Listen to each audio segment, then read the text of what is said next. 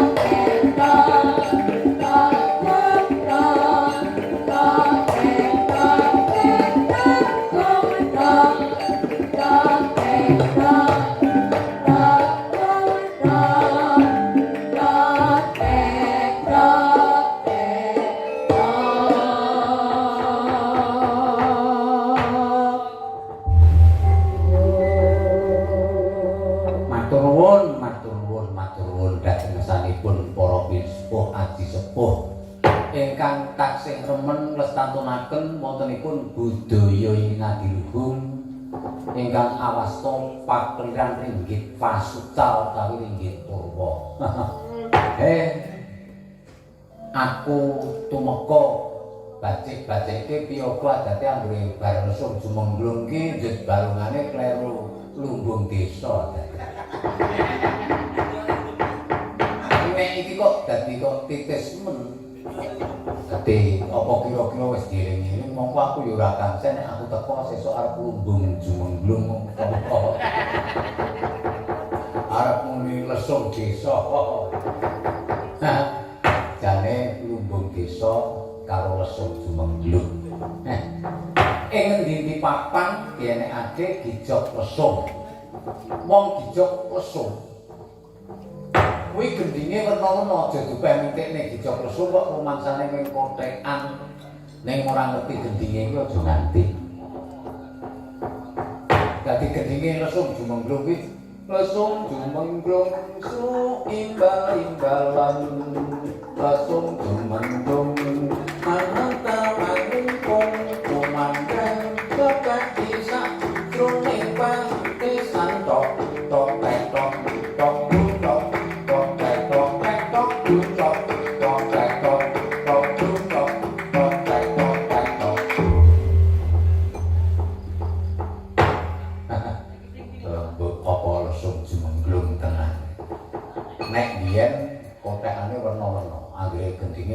nyeluman saka keduan ngono jane asline sing kotek nyeluman iki basane deme-deme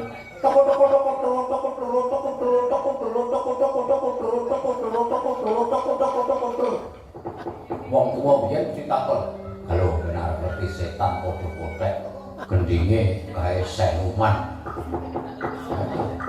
tenang gendinge iki wungu terong kejaba wungu terong karo pupu tarung karo rinding putung. Nah rinding putung kurung keleng pak keleng kurung keleng pong keleng kurung keleng pak keleng kurung keleng pong ngetek edu ngetek edu ngetek du ngetek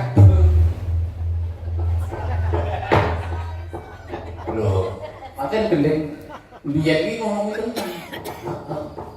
Nek rujak tempe tak tak tak dunar tak tak tak tak dunar tak tak dunar tak tak tak tak dunar tak tak dunar rujak tempe ane wong saiki ora ngerti gending sing werna-werna ora ngerti ku mongko nganggo lesuk wah tenan mongko sing do kotek kuwi tenan nganggo sumekan. Jadi sumukan iki kemben ya kembene tekan kene iki nek zaman biyen sing ngarani pinjungan zaman biyen.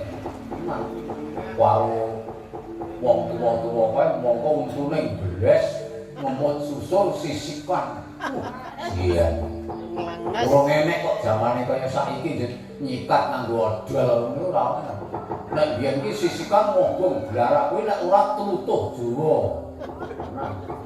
Wah, tenan wong biyen iki sing lanang nganggo klambi nganggo iket mudhang kae klambine lurik pantiyasa pengkol wah bayenge karo wangune ora yo tenan wis muni lurik pantiyasa pengkol ra dijarek nek kembal sedhut tenan biyen kaya biyen saiki serawu aku ning kene caos panglipur urusane para pini sekolah nadi sekolah ingkang kepareng lan kasdu ngawontenaken bersih desa. Muga-muga sakmungkurku kabeh para warga masyarakat ing kelor wiwit saka panjenengane Pak Dukuh, Pak RT, Pak RW sing kabeh para among ngrokismo iso ijo-royo godhonge nembaka wae. Kosok bareng sing padha bakul, sing padha dagang, lan sing padha nindakake nelayan kabeh supaya tinebih saka rubeda muga caketa marang nugraha saka keparinge Gusti kang bedak Allahumma amin. Semoga sing wong petung utawa sing wong tanggak ulah sak piturute bisa ya kuwi tuku murah adol larang penune ngono ya iso lancar laris sing padha lenggah ana ing watu kodhok ana ing panjang ana ing drini ana ing pokoke kabeh pinggir pantai tak dunake kabeh supaya ngrembaka rezekine pinaringan rahayu slamet adoh saking rubeda Allahumma sedulur sing padha among Narakisma utawa among tani tenan tak donga-dongake panene lan wetune matikel-tikel mergane sesuk taun ngarep muga-muga dianakake pakiran ringgit pasucal utawa wayangan meneh. Jur penuwunku ngene. Iki kanggo kanca-kanca kabeh sesuk ora kena bundelan iki jalaran tenan. Aku nang kene iki mung sakit ngabekti karo sedulur wis mayang ana ing kene iki wis 35 taun jumlahe kira-kira 35 taun. Aku nek didhawuhi kuwi Pak Dekadi, Pak D Naryo, Mbah Mantan, wah wis ora tau sumala. Pokoke semanten mlaku mboten, pokoke mlaku ngoten mawon. Ya. Ayo sing penting kabeh kuwi arep kepiye-kepiye setitik padha edhing. Kanca-kancaku ya upamane sesuk ana rada gesek sing ora pas iki dimirengke tenan sesuk 26 malam 17 upamane ora nolak tak tambahi nek ning ngene sebuake. Ayo. Ki mau malah nganggo bintang tamu wah jenenge sing jenengane bintang tamu LCG sapa Elisa rumah sapa LCG aku ya gumun jeneng kok Elinca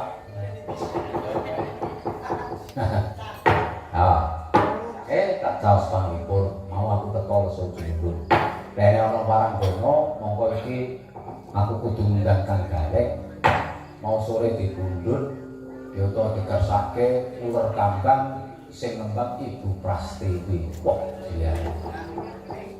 Dasare nek Ibu Prastiwi iki nikmat utawa tamat karo bangsane ular. Iya. Lah jane kok ular kambang wong kate ular sing sok ngidui wae tamat. Bapak ular kambang iramane siji mongko Kyai Sepuh isih kepareng tegah nuwun jane mau bengi wis ditanggapke Pak Kuat ning ketoke kok ya iso meso isih padha tugur utawa isih betah melek ya alhamdulillah to matur nuwun aku mau sore teko ditemoni karo Mbok Suti saka Kelor Kidul. Pripun Pak kabare? Nggih, pangestunipun wilujeng. Kabare jenengan bar sakit. Nggih, biasa. Wong pangan pilek niku pun ben-benane. Nggih. Ajengipun kula dongane para sepuh wis mari nyatane. Ning aku tenan aja ana adikku aris utawa suwis. Wingi aku ora iso mayang. Nah tenan suaraku jabling, mongko aku ora iso mikir apa-apa. Wah mengkaya entung dilor dikidul tak ditok ular blolok dilor dikidul tak ditok ular blolok dilor dikidul ning suwe aku yo gagas karo mikir monggo ular kambang bukanipun gender lajeng iramanipun ingkang nyemok-nyemok dasare wis suwe ora unek ular kambang bupras ingkang nyekar utawi ingkang menika nyekat jineman ular kambang monggo.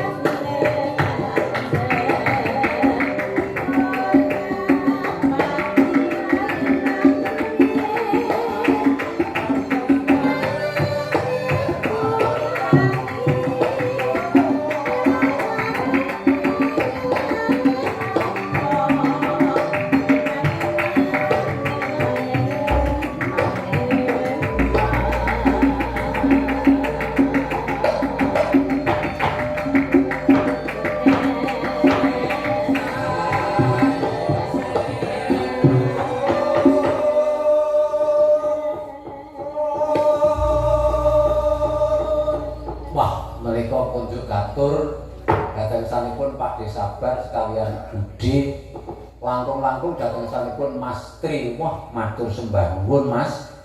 Menika ingkang kagungan menapa peralatan kados dene tenda lan sanes-sanesipun campur sari napa-napanipun. Wah, Mas Tri menika tenang. Pengusaha besar saking naminipun Galih Putra. Menika sampun kondang saindenge Nusantara Galih Putra menika. Dasare Pak Desabar putrane ya dadi piyayi kabeh, ana sing asta keamanan, ana sing asta nang kantor. Wes pokoke tenang. Apa-apa sing marai yo sebabe raga. Monggo. Mumpung enom Dek ngopo nek mumpung enom iki? ngerti saranane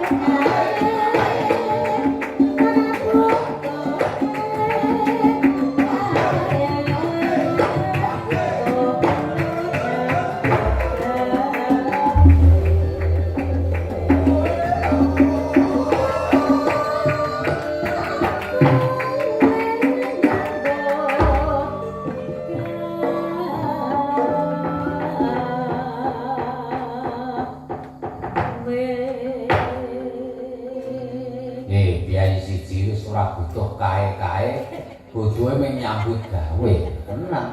Nek karo kae-kae ku wis ora butuh. Go nek karo kuwi ora jok. Ini sing sok marai komen kan krungu rekaman sing gender kuwi tenang. Wah, wis pentalitan ra karo-karoan iki. Kalau rekaman iki tegese tenang. Cengkoke benderane nganggo sing ngarani ana sing ngarani putut kuning, ana sing ngarani putut belut, ana sing ngarani wah beda-beda sing ngarani ya wis ora apa-apa. Nah. Mau wae dinekke nek nah nita nona nona nita nona nita nona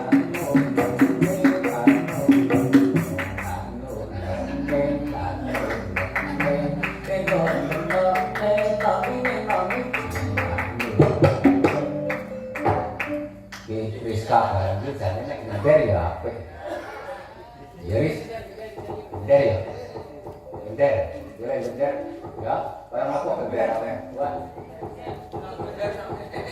Ngender. Tenang wong aku nek ngender tenang. Nang karo ngaso Mbak Sudah. Nah. Tapi nek zaman biyen tenang. Genderan cah saiki iki wong wadon pinter gendar nek biyen kur cung kembang galak, kembang gadung kecubur sak elo-elo kumbak keris ganderno bubar pecok kok pager entuk putut entuk wader sing mangani nganti ngiler. Iki nek sing rebutuh plengeh kuwi jenenge guyitek. Maune urang guyu ning wong kon guyu. Ngene guyuten berbitek kere kamben terbutuh kasut plengeh. Nah,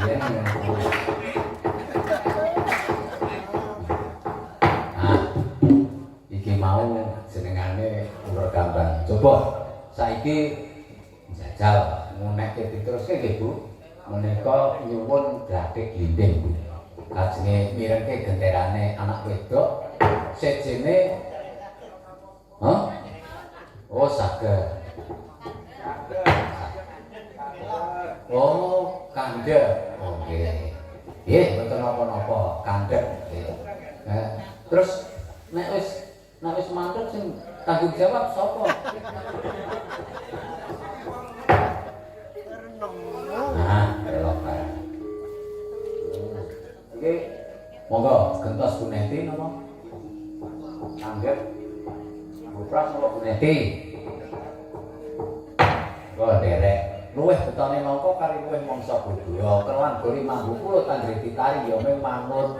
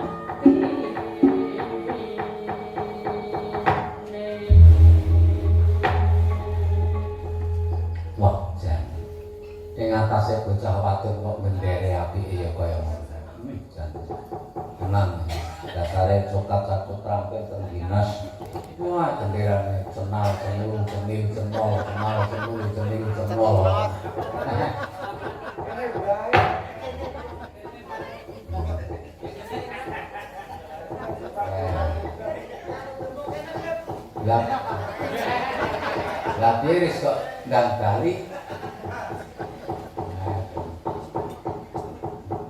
Rasane ngandinge gembong kok ndak.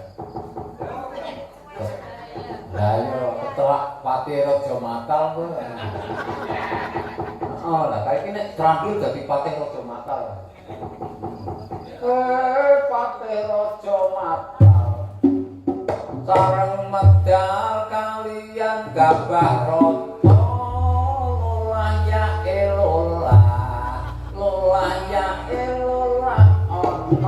Sing bakale ora. Aku ki srandul bareng ya iso. Ora percaya, mangkene aku iso ogah. dikasih neko-neko. Aja meneh ning Srandul. Aku tau dadi Srandul. Wah, wis. Dadi mendung-mendung. Simak romok mendung-mendung elok sayu. Mendung itu teledek udan serandul yola ilu yola indang yola ilu yola indang moka matu si matu seraso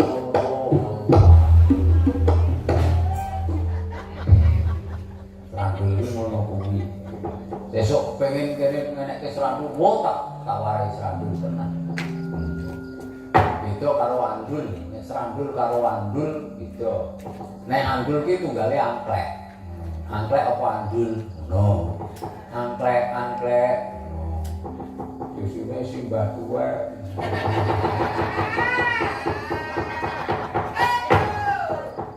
Go polah keplek.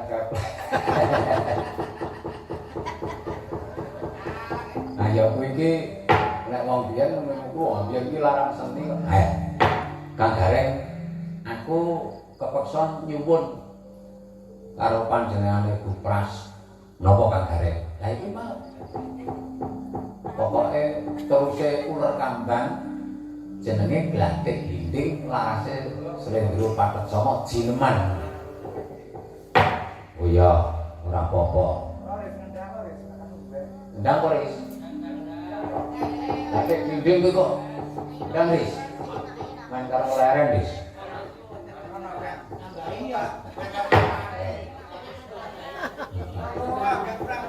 Noris. Nanu wis kaki nek nendang tenan. Apik. Kae karo. Lambai tenan. Romo Sunan Kalijaga.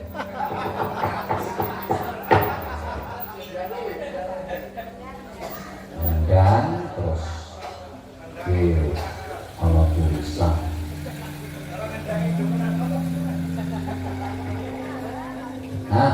lah wong karang isine ning jero kok jero ana isine kuwi ana duwite lumayan waduh mripatku wis ora cetha iki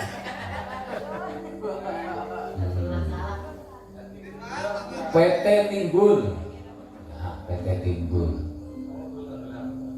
Saking apa iki LST?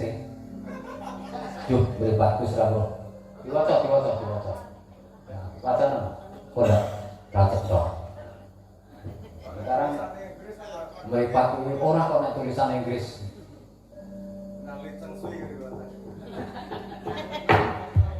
Packing list Ibu Ira Kamboja. Oh, pengen Ibu PT Timbul. Timbul, nggih. Nyawa tempat padha niku napa? Nggih. Nggih. Oh, nggih. Maringi redono. Terus piye iki? Lah niki mboten nyuwun napa-napa. Ya. Ya sing penting wis maringi yatra kuwi. Nek ora karo 200 kok. Kono tak nggo tambah.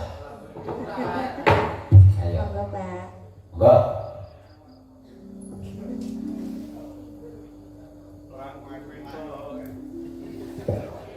Kinupita kanggo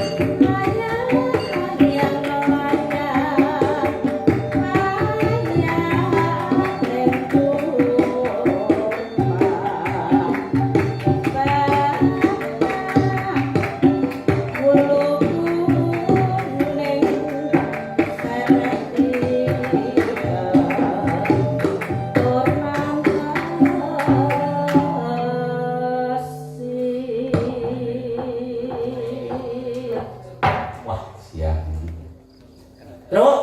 Apa? Pengendang iki rumangsaku. Iki jenenge kendangan apa, Truk? Iki kendangan jineman glatik blindik. Wah, jantenan tak wae celingkrak celingkrik celingkrak. Iya. Celingkrak celingkrik. Ya kuwi kendangan celingkrak. Apik kuwi. Nah ora Rizka ora iso kok nyengkok celingkrak celingkrik. Kaya kendangane Kyai Kampung. Ayo. Mano empret prit prit Agak cocok manut celingkrik. pun suwiran liwek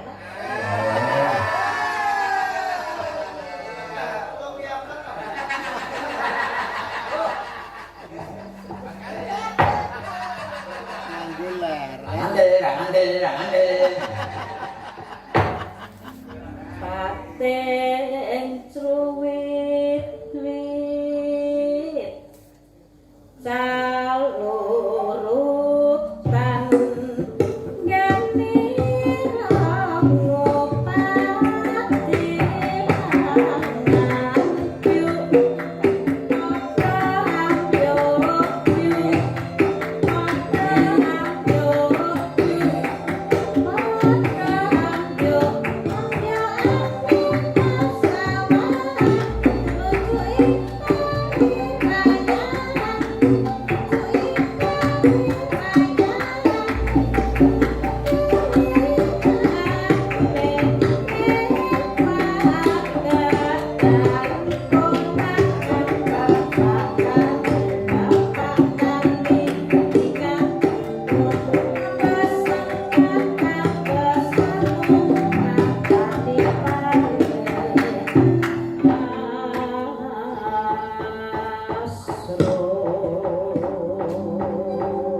Waduh, jan.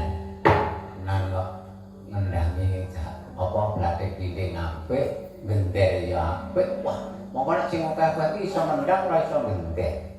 Iso gender ora iso nendang. Ngono. Ning kok iki jan pinter ya, Bro. Karo bocah isi kok. Anakmu jaya nang isi rek. Nang isi ning anakku nang isi waluh. Isi waluh piye? Akeh kowe tau krungu celangkin sabune waluh. Ngono kuwi. Mencorong sing digayuh. Ngono kuwi. Oh iya. Monggo Bu, kula aturi lajengaken. Mano petek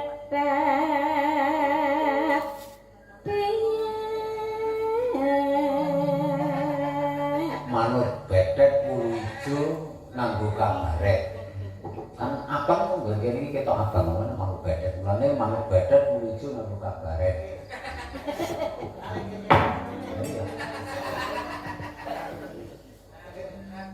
paten cruwet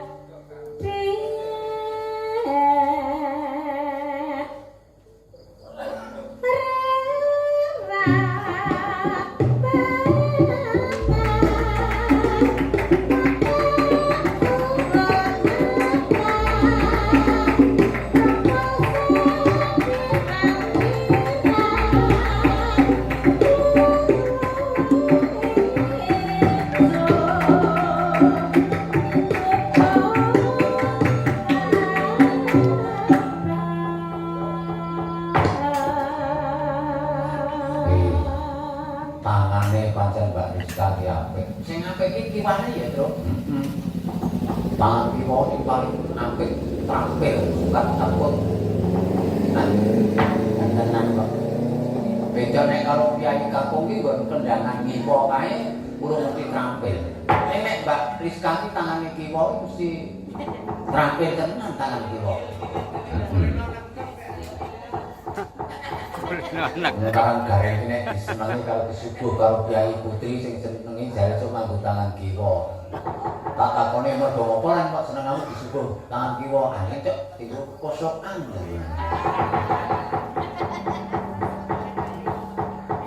Monggo Bu.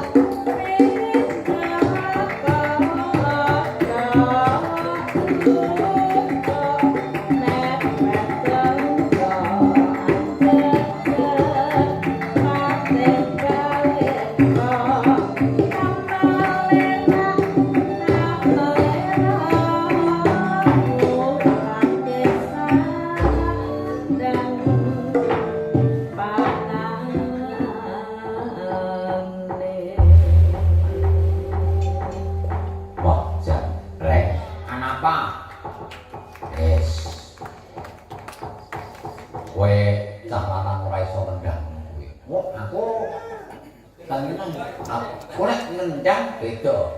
Ini nek ngendang ki tenang.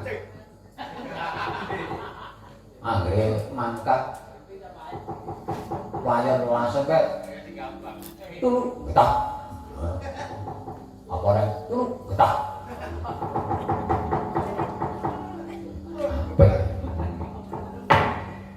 Kowe ya iso ngendang lho, kepiye ta? Aku nek ngendang wae tenang. Aku wis kulino. Ayo kowe ganti kembang beres, tak suwun ke kembang. Kok saiki tembange tak suwunke karo Mbak Wiwi.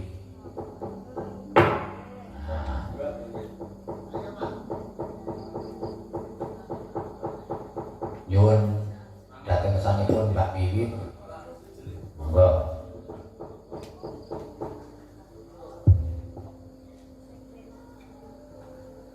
Wong larase kecekel nyuwun dandang gula. Cakepane monggo. Hah? Wo, ampun. Wong aku ora ngopo-ngopo kok umpan ampun. Ya, sing ngembang tak suwunke suarane Mas Guru nah iki. Monggo. Nyuwun dandang gula majatsih. Larasipun slendro pathet sama boten napa-napa.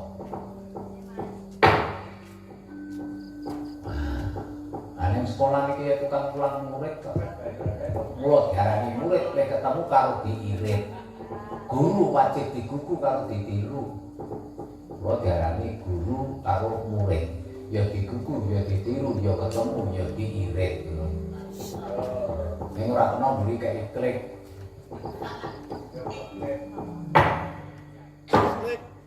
Wus mangkono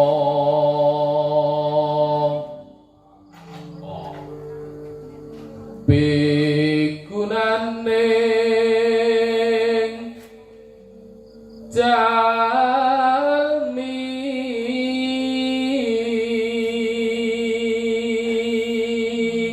kaya suarane panjenengane Kang Mas Hadi Sutoyo, Cermo Hadi Sutoyo. Itu kok suarane cilik bening gedhe legi arum. Saya ramane suara ki. Mus mung kono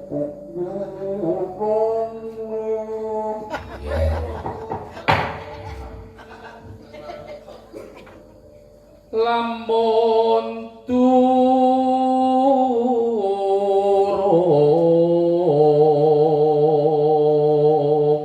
ngerti kurang lamun duduk kasinungan mulya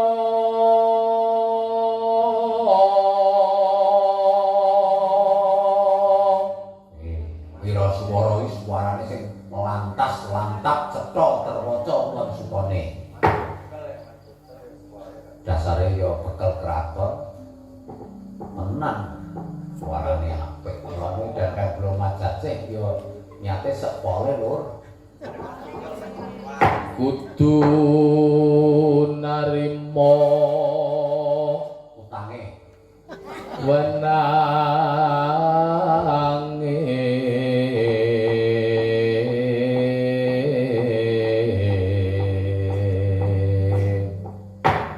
nggih kudu narima menange ayo nganti ketungkul hayu kongsi katungkul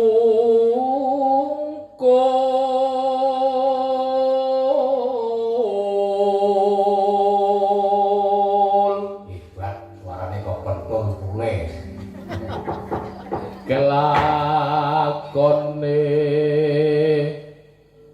dipun parsuti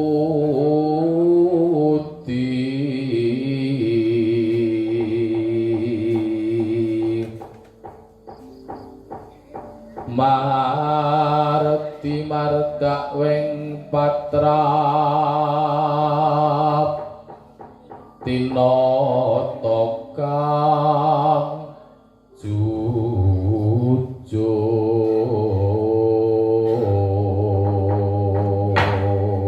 Biasane gamelane barang larase iki laras rada kepenak utawa rada numpuk ning ya rada medun sithik ya, Truk.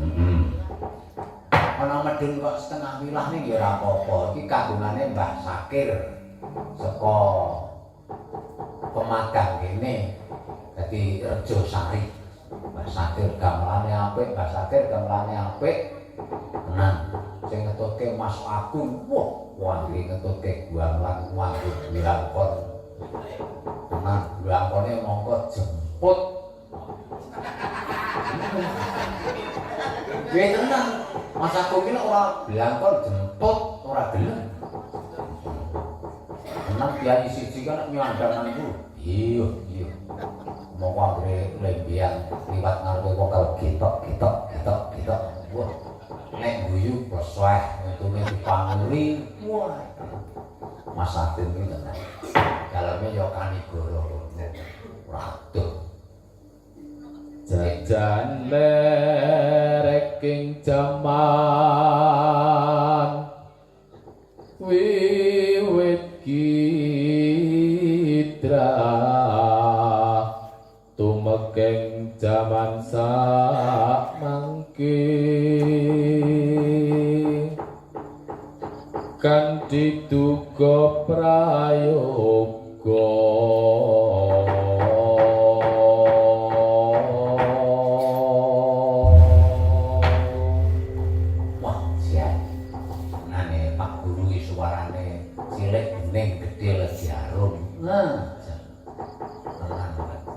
Monggo dasare piyayine anteng toya nek mulang putrane lan murid-murid kabeh tertib ora ana sing cecer cewek ora ana. Nah. Iya, iki dadi guru teladan. Beda karo anake Petruk kae dadi guru ora teladan, guru telajung. Telajung iki apa? Telajung iki mendel goblok. Oh. Ya. Pitik klapa jamata ing ngarsa padya. Satungune wong mati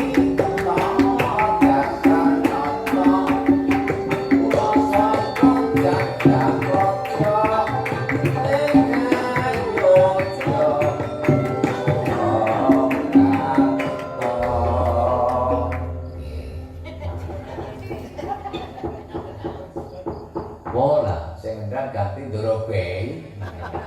Mane angkat. Ya ya.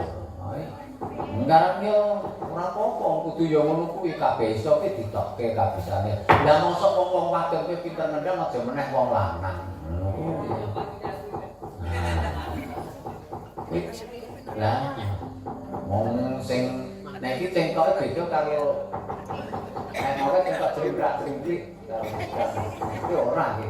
Nek iki cengkok mbedet. Piting klapa jamata ing ngarsa padya.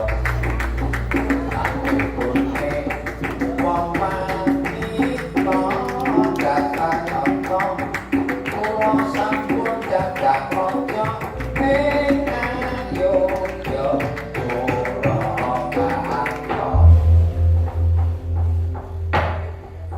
Wah apik. Ning sak piting klapa kok ya gareng ya bulan.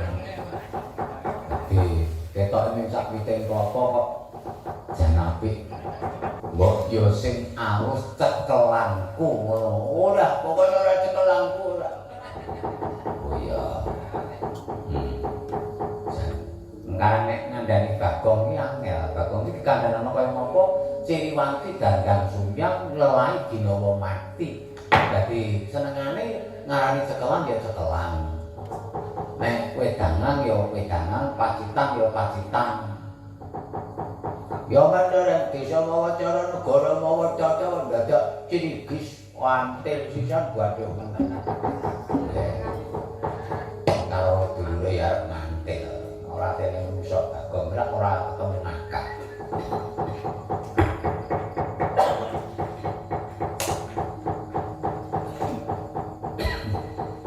Waktu kurung mari ya, sok-sok isih kumat.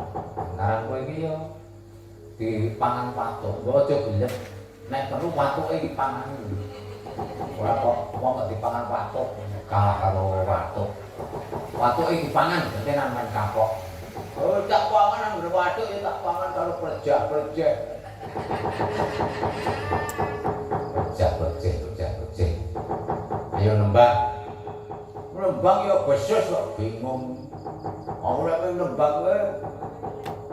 Arep piye kowe iso nembang sing rada halus pokok. Lho. Nek mung nembang halus ya iki kondange yo nek arep ngerti sirahku nggo nyeng-nyeng kene iki panggonan onang-onang. Sirahmu. Bathuk kene iki mega mendung. Rambut mburi gelupak glape. Woi, sing mburi gendeng dolan. Ayo cak. Lah, nggon grono kuwi kok nggon ilung. Iki nggon ilung iki apa? Pandiano. Apa tenan. Lah nggon lambe majemuk. Apa? Majemuk. Bapak pokok ilung.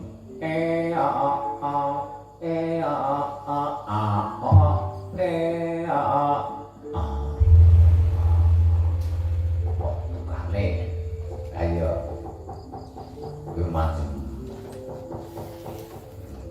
yen tenan deh ibuku sing garwane Suwargi Mbah Timbul ya Suwargi Bu Palinah lah wis muni majemuk tenan seneng tenan yang kawuri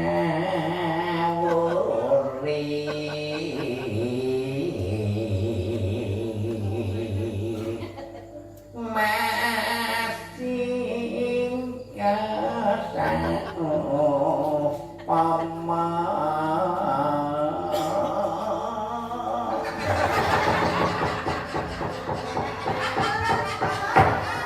jadi ya iso nyinden barang teko piye tapi aku apa-apa iso nyinden ya iso. Wah. Terus nggon gulumu ki ayun-ayun. Weh, nggon gulu ki ayun-ayun. Ah terus wetengmu ki gong, kowe ayo wetengmu ki tenan grompol metaram. Sing mburi kene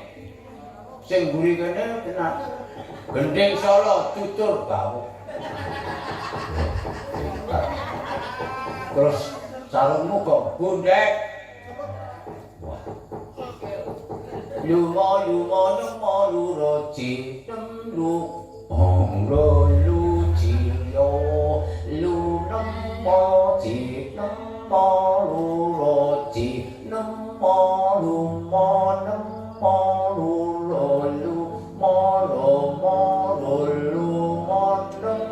Jemengkau.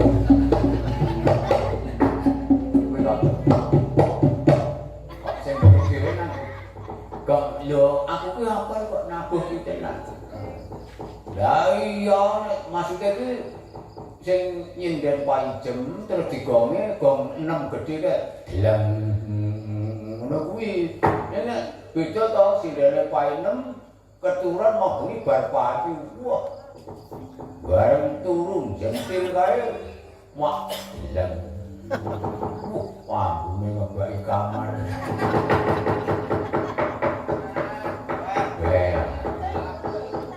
Ayo kowe iki kek nembang malah begedrek lho. Wong nek potongane kaya selok. Bener, anggere isih urip ya, Tru. Barep nembang apa? Weh, awak nembang pokoke rungokno suara kula amblek diajang. Wah, celok tenan. Sandrane atiku. Apa kuwi? Widodo bunder implek-implek. Nang pendopo joget mandeg-mandeg kaya rada anggepe candrane kaya Raden Gatotkaca.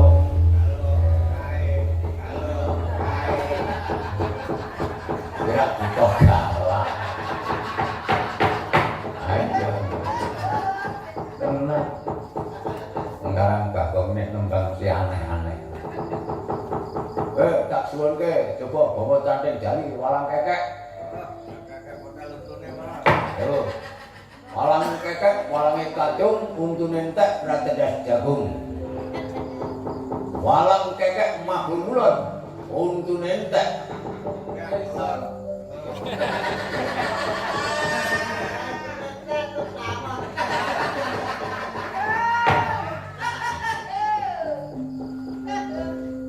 Siapa sing nyumbang? Ayo ganti-ganti. Mbak Wiwit, Mbak Warini, Mbak Warini.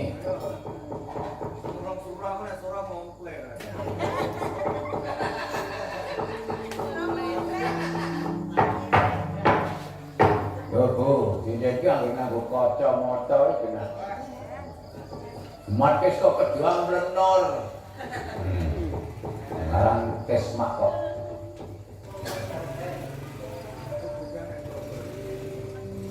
Cantik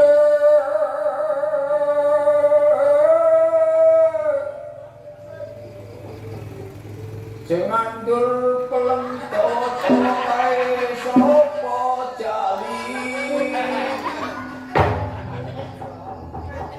iki entek jenenge jare nek entek ki sing nganggo nganu kae abang dadi cutukke abang petik cutukke petik kuwi entek ning pernah papat kae. Oh, kuwi cotet. Oh. Jare cotet ki anu tanggaku kae. Kae iki lecet. Oh. Jare lecet ki sing bendina ana kae iki bang lecet. Wah, ya. Yo Bu yo. Jare titik.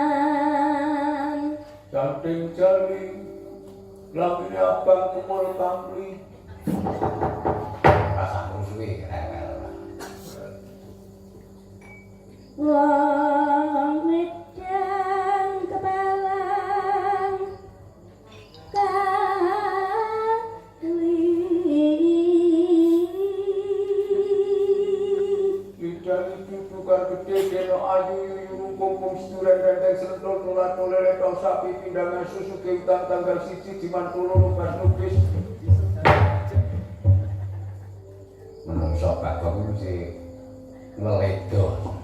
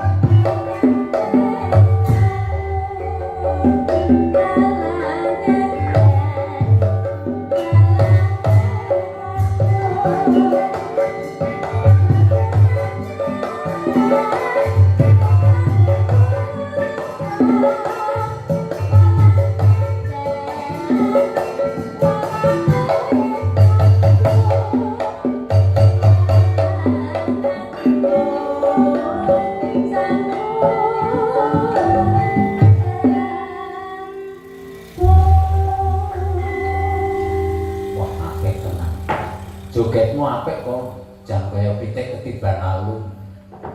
Wah, wong joget kaya kok dipaido ora ngrasake.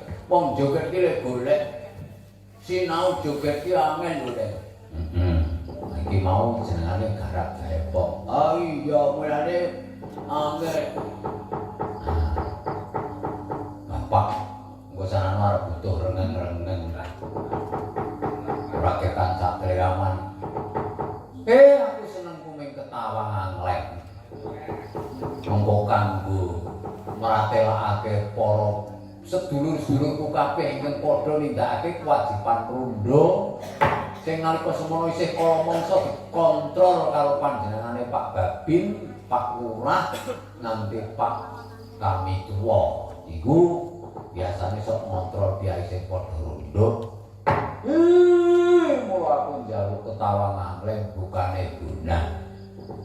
Pripun Pak niku?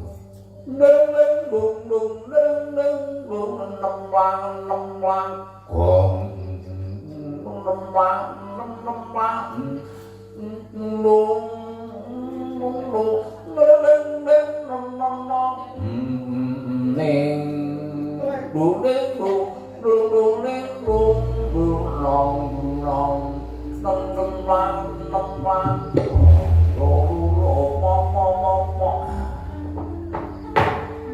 Enggak, lupa benar.